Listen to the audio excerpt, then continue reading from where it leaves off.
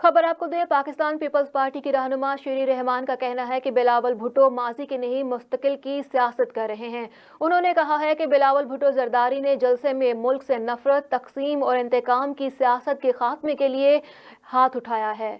शेरी रहमान का मजीद कहना है कि 2 हफ्ते बाद होने वाले इंतखाबात में अवाम ने मुल्क और मुस्तकबिल के बारे में फैसला करना है।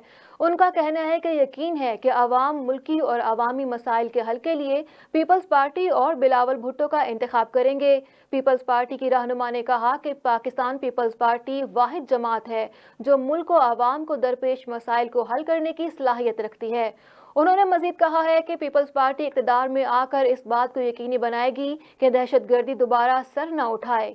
शेरी रहमान ने कहा है कि बिलावल भुट्टो जरदारी वाहिद सियासी लीडर हैं जो शहर में अपना मंशूर लेकर अवाम से मुखातिब हो रहे हैं।